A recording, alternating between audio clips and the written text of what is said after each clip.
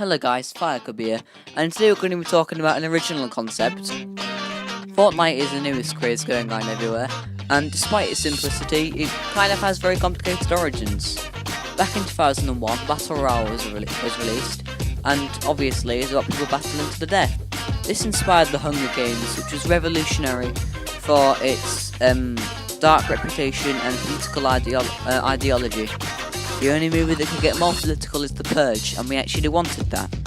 Now moving on to games, Minecraft. There, I said it. First game to properly introduce the Battle Royale concept properly. And yeah, I know there are probably games that came out before this that done the exact same thing, but this is the most famous and I can't be asked to do all that research.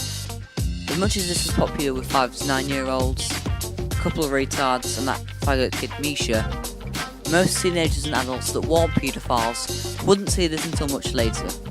And after H1Z1, which was only became recently popular due to the popularity of Fortnite, there was PUBG, which is funny because PUBG copied Minecraft. Minecraft copied the Hunger Games, and the Hunger Games copied Battle Royale. And the creator and director of Battle Royale is just a sick bastard, really. So this is basically just a massive conga line of slaughtered children. That'll sneak up the basement. And PUBG was very successful, so it was smooth sailing for the gaming industry. And then Fortnite came around. You see, Fortnite had been around for a while, and it really did get. And it was a zombie shoot 'em up game that got really little to no recognition.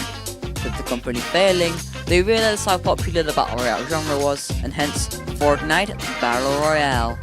Seeing the popularity of the Battle Royale genre, Epic made their own version and sponsored it on multiple websites to make sure it didn't go under the radar. And boy, saying that Fortnite could have gone under the radar is actually quite relieving. I feel like a slave that just jumped aboard the ship and went back. We escaped and swam back with Toto to record our next single. When it first started, it lacked in many areas. The visuals were poor, there weren't many weapons to use, and some were much more overpowered than others. Hit markers gave you terminal cancer, and it got very repetitive very fast. Believing that they would lose their audience, Epic made a massive update. Duos and squads are a thing, new guns came out daily along with new limited time modes, and by the time Battle Pass 1 ended, the game was a huge success. And think that was before Battle Pass 2 came out, so when Battle Pass 2 came out, you can imagine the response it received, containing new skins, emotes, dances, falling animations, parachutes, everything. By this time, the game had a massively increasing player base, with over millions of players, and it was increasing all the time.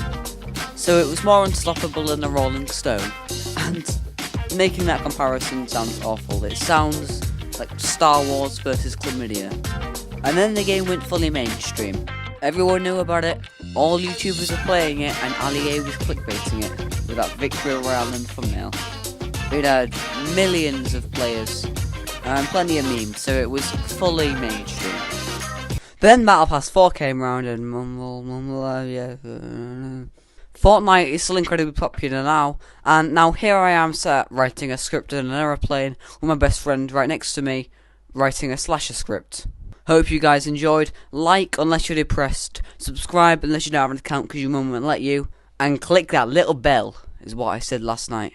Also comment, "You're uglier than my dead dog," so I can reply, "At least I'm alive."